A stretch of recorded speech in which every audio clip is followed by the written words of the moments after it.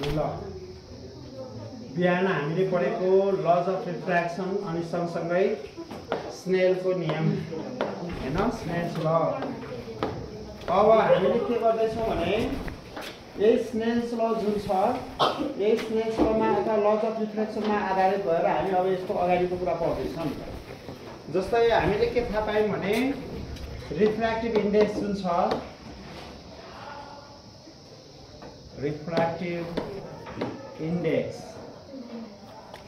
जुन छ यो रिफ्र्याक्टिभ इन्डेक्स म्यू हो। यो रिफ्र्याक्टिभ इन्डेक्स भनेको के रहेछ त भन्दाखेरि the ratio of sine of angle of incidence in rare medium to the sine of angle of refraction in denser medium भनेर जुन यहाँ माथि भनेको छु हो त्यही रहेछ रिफ्र्याक्टिभ इन्डेक्स भनेको।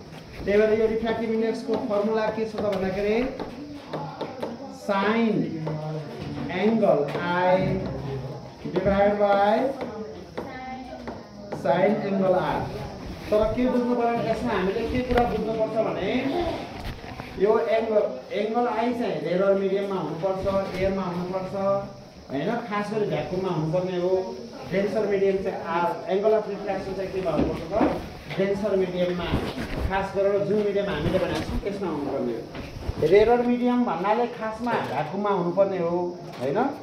तर चाहिँ हामीले एयरलाई लिन्छौँ रिलेटिभ रिफ्र्याक्टिभ इन्डेक्स भन्छौँ एयर र वाटरको अथवा एयर र ग्लासको। वाटर र ग्लास पनि हुन्छ तर जुन रेयर छ त्यसमा एंगल आई हुनुपर्छ जुन डेन्सर छ त्यसमा एंगल आर हुनुपर्छ है। अनि योसँग सम्बन्धित भएर मान्छेहरूले अरू कुराहरू फाइन्ड आउट गरे। त्यही भएर रिफ्र्याक्टिभ इन्डेक्ससँग रिलेटेड अरू फर्मुला पनि छन्। जस्तै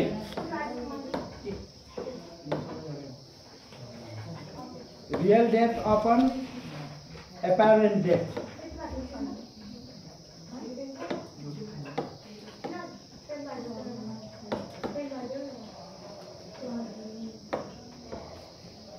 है। रियल डेप्थ भनेको के हो त वास्तविक गहिराई है। वास्तविक गहिराई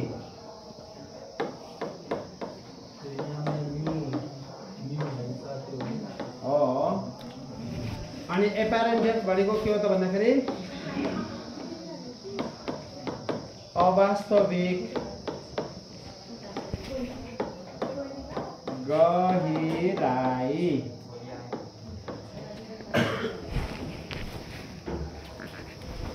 रिफ्र्याक्टिभ इन्डेक्सको अर्को सूत्र पनि रहेछ रियल डेप्थ अपन एपारेन्ट डेप्थ अथवा वास्तविक गहिराई अपन अवास्तविक गहिराई। यो भनेको के हो त भनेपछि जस्तै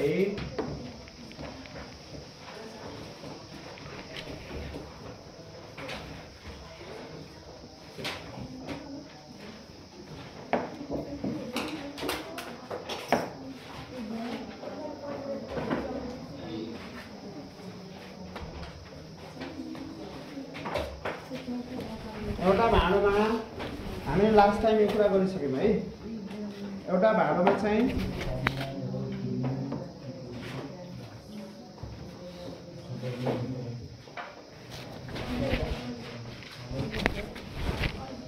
मानव यहाँ कुनै वस्तु राखेको छ ढुङ्गा राखेको छ हैन। एउटा ढुङ्गा हामीले यहाँ राखेको छौँ अनि त्यसपछि यदि हामीले यहाँबाट यो ढुङ्गालाई हेर्न खोज्यौँ भने हैन त्यहाँबाट यो मान्छेले यहाँबाट चाहिँ यो ढुङ्गालाई हेर्न खोज्यो भने अहिले यो चित्र हेर्दाखेरि देखिने अवस्था छ त देखिन सक्छ यो देखिन्छ कि नै हेरौँ देखिन्छ त देखिन्न किनभने सिधा लाइन त सिधा बाटोमा जान्छ हैन। त्यो भाँडोको पिँधमा हामीले ढुङ्गा राख्यौँ अनि यो मान्छेले देख्नु पर्यो भने त यो ढुङ्गाबाट आएको रे के गर्नु पर्यो त यो मान्छेको आँखामा जानु पर्यो नि हो कि हैन। तर यसको यो मान्छेको आँखामा जानलाई त यहाँ बाटोमा आइले यो भाँडोले ब्लक गरे भाँडोको छेउले ब्लक गरेको यो ढुङ्गा देखिन्न। तर यसैमा हामीले के गर्यौँ त भन्दाखेरि पानी राख्यौँ हैन। यसमा हामीले के गर्यौँ त भने भरि पानी राख्यौँ हो। पानी राखेपछि अब के हुन्छ त रे अफ लाइट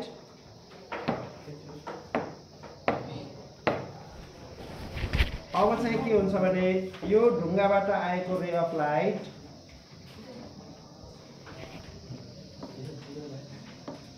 सतहमा आएको रे अफ लाइट नर्मलबाट टाढा बाङ्गेर यो मान्छेको आँखामा पर्छ हैन।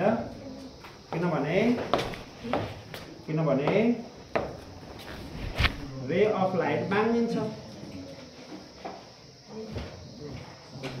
नर्मलदेखि टाढा बाङ्गिन्छ। यो रातो रङ हामीले जुन दियौँ यो नर्मल हो, नर्मलदेखि टाढा बाङ्गिन्छ किनभने तल वाटर छ, किनभने यहाँ छ वाटर, यहाँ छ एयर। अब यस्तो भइसकेपछि त्यो मान्छेले कहाँ देख्छ त? त्यो मान्छेले यो ढुङ्गालाई कहाँ देख्छ त भने यस्तो सिधा पछाडि यसको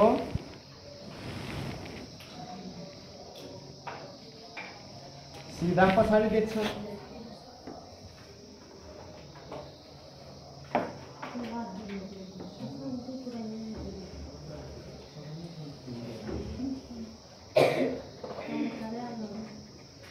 यसको सिधा पछाडि देख्छ।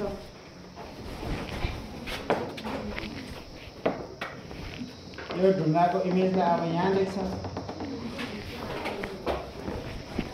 हो। अब यो बाङ्गियो, रे अफ लाइट बाङ्गो भयो किनभने यहाँनिर चाहिँ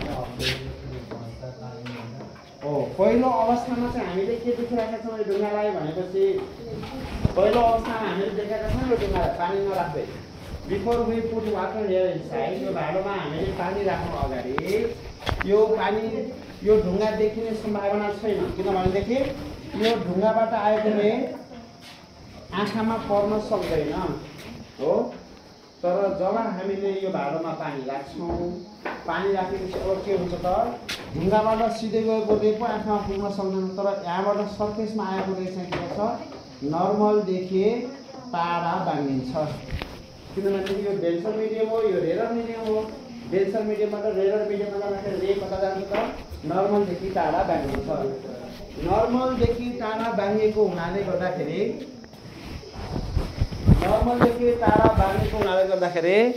के हुन्छ त टाढा बाङ्गेको हुनाले गर्दाखेरि यो वस्तु देखिन्छ। तर देखिँदाखेरि यो मान्छेले कति बाङ्ग्यो भने त उसले अर्थल त गर्दैन, थाहा पाउन सक्दैन, बाङ्गिनेसम्म थाहा हुन्न। हामीले बरु थाहा पाउन सक्छौँ किनभने हामीले यो थ्योरी पढेर जान्छौँ। यो थ्योरी पढेर गएको समय यो निश्चय पनि माथि देखेको छ त्योभन्दा अलि तल छ भनेर अनुमान त गर्न सक्छौँ हो। तर नर्मल्ली मान्छेले त यो बाङ्गिन्छ भन्ने कुरा थाहा नपाएको मान्छे त ओहो कति होचो रहेछ, कति माथि रहेछ ढुङ्गा भन्ने खान्छ उसले होइन। तर वास्तवमा ढुङ्गा कहाँ छ त तल छ। वास्तविक ढुङ्गाको गहिराइ यहाँ छ तर ढुङ्गाको अवास्तविक गहिराइ चाहिँ यहाँ छ हो। बुझ्नुभयो नि? अब यो वास्तविक गहिराइ र अवास्तविक गहिराइ भनेको यही हो है। अब वास्तविक गहिराइ भनेको चाहिँ तपाईँको यो भयो, यहाँदेखि यहाँसम्मको गहिराइ भनेको रियल डेप्थ हो होइन। वास्तवमा ढुङ्गा वास्तवमा छ कहाँ त्यो भयो। अनि त्यसपछि अहिले हेर्दाखेरि चाहिँ ढुङ्गा कति गहिराइमा भएको देखिन्छ त हो। यो वास्तविक रियल डेप्थ हो यो होइन।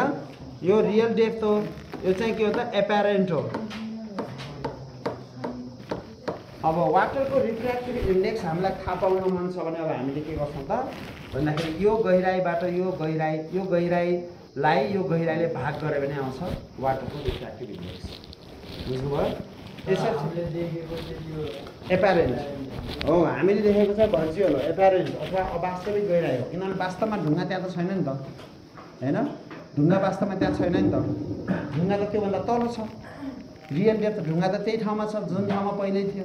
पानी राखेपछि हामीले देख्ने पो माथि देख्यौँ तर ढुङ्गा त त्यहाँ छैन होइन। ढुङ्गा त तल छ। त्यस कारणले रियल डेप्थ भनेको वास्तविक गहिराइ, एपेरेन्ट डेप्थ भनेको अवास्तविक गहिराइ हो। वास्तविक गहिराइलाई अवास्तविक गहिराइले भाग गऱ्यो भने पनि हामीले रिफ्र्याक्टिभ इन्डेक्स कति हो भन्ने कुरा थाहा पाउँछ। हामीलाई रिफ्र्याक्टिभ इन्डेक्सको मान दियो र वास्तविक गहिराइको मान पनि दियो भनेपछि अब हामीले अवास्तविक गहिराइ एपेरेन्ट डेप्थ निकाल्नु पर्यो भने हामीले यो फर्मुला प्रयोग गर्न सक्छौँ है। बुझ्नुभयो नि? यो पनि यस्तो खालको यो पनि के रहेछ त अर्को एउटा फर्मुला रहेछ। त्यस्तै गरेर रिफ्र्याक्टिभ इन्डेक्सको अर्को फर्मुला पनि छ। त्यो के हो त भन्दाखेरि velocity of light in vacuum भागा divided by velocity of light in medium. भ्याकुममा भएको लाइटको भेलोसिटी र मिडियममा भएको लाइटको भेलोसिटी है, शून्यमा प्रकाशको गति भागा दिएको माध्यममा प्रकाशको गति। यो भनेको शून्यमा